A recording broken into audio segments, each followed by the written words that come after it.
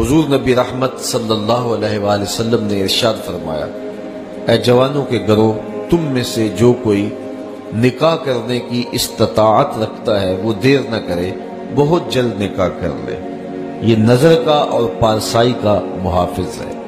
اور اگر تم میں سے کسی کو نکاح کرنے کی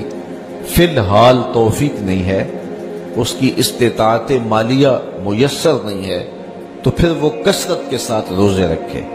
کیونکہ روزے نفسانی خواہشات کو توڑتے ہیں، آرزوؤں کو ختم کرتے ہیں۔ تو بھوک جو ہے وہ خواہشات نفسانیہ کے ختم کرنے کا ایک مؤثر ذریعہ ہے۔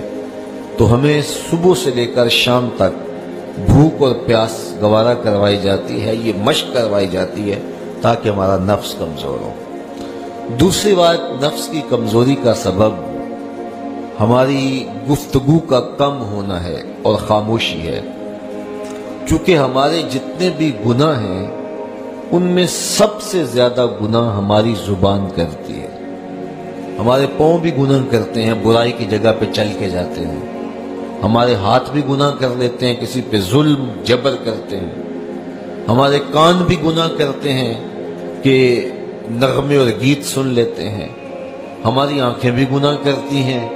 کہ غیر محرم کو شہوات سے دیکھ لیتی ہیں، ہمارا دماغ اور سوچیں بھی بدکاری کر لیتی ہیں، ہمارے خیال بھی ناپاکیزہ ہو جاتے ہیں۔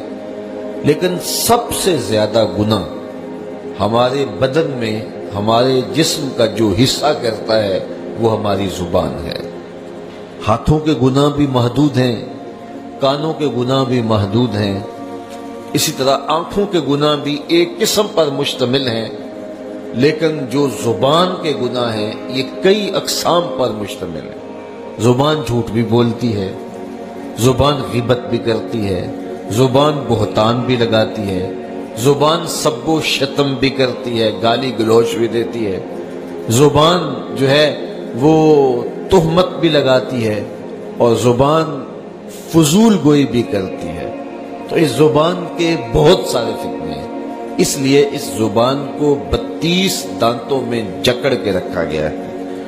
لیکن اس کے باوجود یہ بے قابو ہو جاتی ہے۔ ایک روایت میں آتا ہے جب صبح طلوع ہوتی ہے تو پورے اعضائے بدنیاں زبان کے آگے ہاتھ جوڑتے ہیں اور اس کو کہتے ہیں کہ تو جو ہے وہ خاموش رہنا، تیری وجہ سے پورا بدن فتنے کا شکار ہوتا ہے۔ تو زبان کے گناہ سب سے زیادہ ہے، اسی لیے میرے اور آپ کے آقا و مولا نے ارشاد فرمایا، تم جو 2 جبڑوں کے درمیان یعنی تمہاری زبان اور 2 ٹانگوں کے درمیان تمہاری پارسائی کی جگہ، ان 2 چیزوں کی مجھے ضمانت دے دو، میں محمد تمہیں جنت کی ضمانت دے دیتا ہوں صلی اللہ علیہ وسلم۔ تو یہ زبان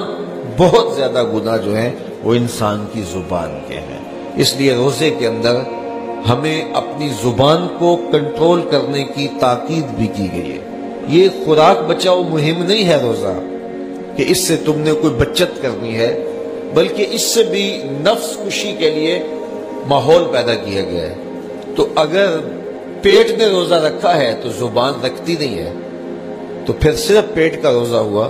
اور زبان کا روزہ ہی نہ ہوا، اور زیادہ گناہ جو ہیں وہ پیٹ کے نہیں ہیں، زیادہ گناہ زبان کے ہیں۔ اور اگر کوئی شخص